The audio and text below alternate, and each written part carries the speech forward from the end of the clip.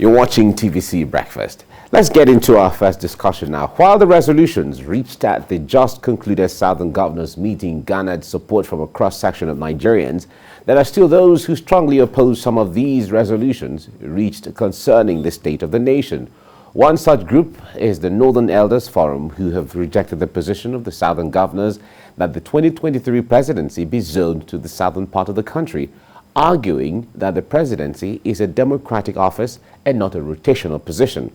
The northern leaders further stated that the region should not be compelled to give up a democratically elected office that can be sought by any person irrespective of where he comes from, as long as the decision remained with the prerogative of Nigerian voters. This is what we'll be talking about in the next couple of minutes. Joining me to talk about this and to make sense of some of these ideas and from the meeting of the Governors Forum is a lawyer and politician, Olufemi Aino. It's good to have you join me this morning. Thank you for welcome. time. Yes. Great. Now, the meeting of the Southern Governors that held in Lagos. Yes. The resolution made a lot of people cheered and said it's a good, direction. Certainly, it didn't go down well with a lot of other people who feel that it seemed to pitch the country one section against another section, as the case may be, maybe south against the north and all of that. But what's your overview first? Let's start from there. Well, the overview is very simple. First of all, we need to appreciate the fact that Nigeria is a pluralistic society. And because of that, we have different ethnic groups, about 400 or so. And it is also very important. There shouldn't be political dominance by one section of the country over the other. And the way you can deal with that is either you have a constitution that gives every individual an opportunity, that gives individual equal justice, that gives individual the right, when they are aggrieved, to have a platform where they can raise the agitation. And what these people are saying, in the last 8 years, anyway, let's not say 8 years yet, by 2023, power will have stayed in the north for the last 8 years, and President Buhari will be out of the office. Come hell or high water, he can never be president of Nigeria again. And if power stayed in the northern states, in the northern part of the country in the last 8 years, fairness, equity, substantial justice demands that power should go to another part of the country. And though that doesn't mean the necessary development will happen, but at the same time, the beauty of that is that at least everybody will have an opportunity. And what the Southern Governors are saying is that, look, if power stayed the north for the last 8 years, by 2023, I think it's very important, let's come to the south. Now, but there's a difficulty there. And that difficulty is this. By the time power comes to the south, we have the south-south, you have the southeast, and you have the southwest. Now, some of the political agitators, what they are saying is that, look, there is no problem. Let power comes to the south. But when it gets to the south, it should go to the southeast. Their argument is this. Number one, that for the southwest, you don't need to bother that you want to be the president again, because President Obasanjo is from the southwest and he was the president at a particular time. So you are disqualified. And they are incumbent for the south-south, exactly, the incumbent is the vice president. And for the south-south, what they are saying is that President Jonathan is from the south-south and he was the president at a particular time. And if power is going to rotate to the south, then the only people left are those from the southeast, because they've never had the opportunity. And now that can cause all sorts of problem along the line. So even if you rotate power to the south, there will still be another argument from the south as to whether it should go to south-south, southeast, or southwest. But time will tell. But the fundamental is this. Whether the president of Nigeria come from the south or come from the north, it doesn't matter. What matters is to bring appropriate development. And I must say this to you. By 2023, power will have stayed in the northern part of the country for 8 years when President Buhari will leave office. Does that mean the people in the north are better off? That is the fundamental question. Now, President Jonathan was there for a number of years, from the South. Up to today, there's still agitation. Exactly. And we try to address this agitation by coming up with a Niger Development Commission or whatever. What happened at the end of the day? We now discover they have been stealing from each other because of series of allegations and counter-allegations. So what we are saying, it will take a while before our politics mature to a level where people will not care where the president comes from. But for now, it is very important we give everybody an opportunity for them to select. You see, because the democracy is the right of the people to choose who will govern them. And whoever, and there's a political imbalance because there's still going to be another problem, Mike. Okay. Now, if you rotate power to the South, you have 17 states, isn't it? Yes. And you have 19 from the North. Now, for you to be president of the Federal Republic of Nigeria, you need to win 24 states, exactly. 2/3 of 24 states. Now, look at this. The North, if they put along the same line, and there's an agreement among them, 19 states is there. What they need is 5 to make it 24, if my mathematics is right.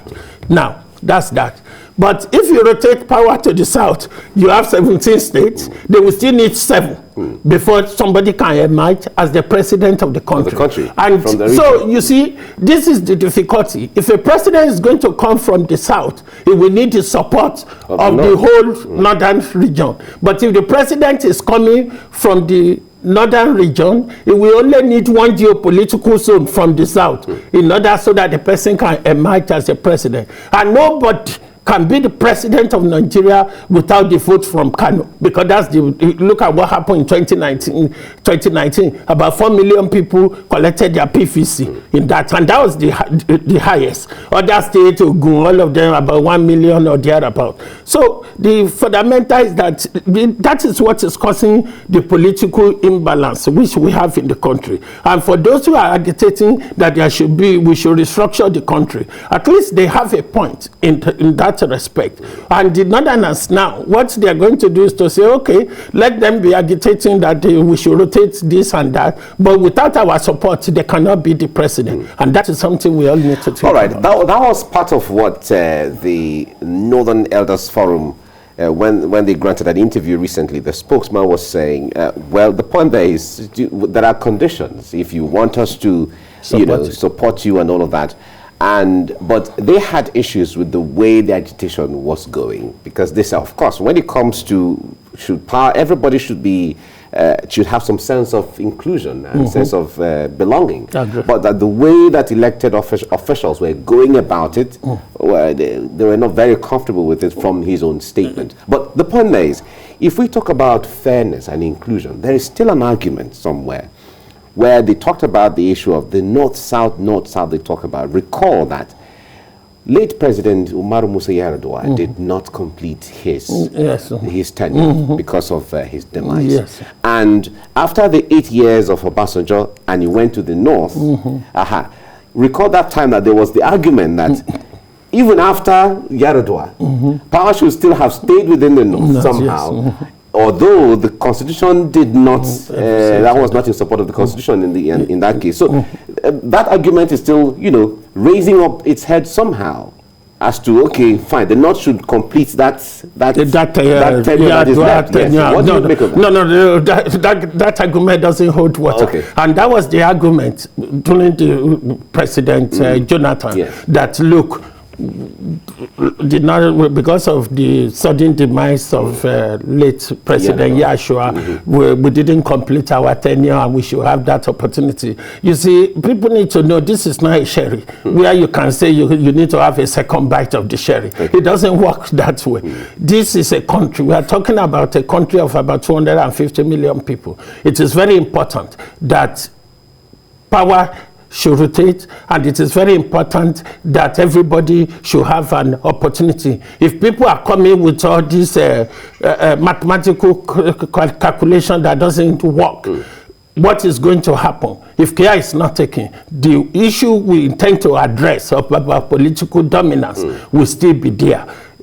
whatever, whether late President Yar'Adua finish his tenure or not because of what happened, unfortunate incident that happened, it's neither here or there. That does not take away the fact that by 2023, the power is being within northern part of the country. That doesn't take that away. And if that is the case, the next thing, fairness, substantial justice, and equity now demands that power should go to another part of the country. And I support that wholeheartedly. And that is how we can make sure we address some of the myriad of problems which we have in the country. And the southern governors, let me go back to your earlier point, that the way they are going about it, how would they go about it? Because don't forget, President Buhari is from the north, and there is a possibility that when he's about to leave the office now, he will want a northerner to take over. It is not impossible. We are just surmising this now. And it is not impossible. And if some people can take 2 steps ahead of him, that is politics. The politics are about permutation. Yes, so there is nothing wrong with that. And if the people who are taking the lead, they are the southern governors saying, look, this is the best way we're going to do it. This should come. We want to start early. We don't want to leave things late. And there's one important thing people need to appreciate. In politics, there's no gratitude. Most of these people are saying power should come. Some of them are... They have one benefit or the other which they've derived from this president. And now they realize he's now looking at his watch. His days are numbered in office. They are now agitating that, look, we need to go somewhere else. That is politics for you. But it is not, they're not going to give a blind loyalty and say, because you have portrayed us as this and you help us doing this and that, then we will be loyal to you from cradle to grave. It doesn't work that way. So it is very important. This agitation, they must try as much as possible to sustain it. And at the same time, the only worry and the only condition which I have is how, even if we rotate the power to the south, how they're going to choose who will be the president. It's all right. That is my what region that will go to? Fine. That argument is going to come. But however, before we go, because I'd like us to touch some of the things that the southern governors talked about, the issue of the open grazing. But before then, you mentioned the issue of political maturity earlier. In the political sphere, you will call it a political culture. A culture where everyone knows this is how it's supposed to be. The area where constitution ends and politics takes over. The area where politics stops, constitution takes over. Norms, conventions, and all of that, where everybody imbibes and understands. How do we get there? Really? Well, the best thing we do is to play by show politics. And we should avoid politics of bitterness. That is very important. And those are the fundamental issues. But for that to happen, all these things in this country, we need to address it. Nepotism, tribalism, godfatherism, and other things. All the things. You understand? All these things need to be addressed. If we don't address it, the politics we are going to play is going to be along ethnic lines. And care must be taken. Dominance can cause all sorts of people, all sorts of problems. And even in an organization, you are encouraged to embrace diversity. Diversity whereby there's an Hausa person sitting there, there's a Yoruba person sitting down, there's another person from another part of the country. And if they all work together, they can understand each other's culture. The prejudice that will arise will go away. And also, when it comes to political office, nations are under a duty to make sure the composition reflects the diversity in that country. And if you are using nepotism to give people position, there will be problem with diversity. If you are using ethnicity, there's going to be problem.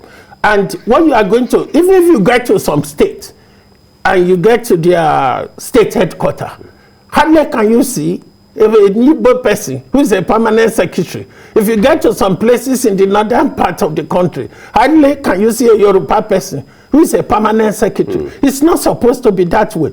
And at the end of the day, the argument is that there must be unity, there must be faith and what have you. This is just like a staple diet. But we cannot just be going along that just to mention it. We must practice it. It must reflect in our action. And even the president of the country, in his action, in his policies, in his inaction, it must be something that we reflect unity. And if it's going to cause disunity, the essence is that you don't have public interest at heart, and that's not the best way. All right, let's get into the issue of the open grazing, which has generated a lot of controversy across the country, from comments, from action, from inaction, like you said. All of them mean something at different times to different people. Yes. Okay. Now, the Southern governors, in their last meeting in Lagos, it was part of their resolution to say by September, I think 1st of September. By September, I think 21st of first, as the case may be, 21st of September, that all the relevant laws should be made in all the states in the South against open grazing. And that didn't sit down well with a lot of people too, especially outside of the southern part of the country. What do you make of that? You see, I think I've listened to the argument for and against. And personally, to me, it is either I'm in between or neutral. Okay.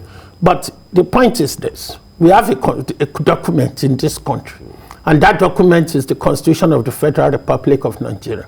And what is the Constitution? The Constitution is a document that regulates the relationship between me and you, and the relationship between us and the government.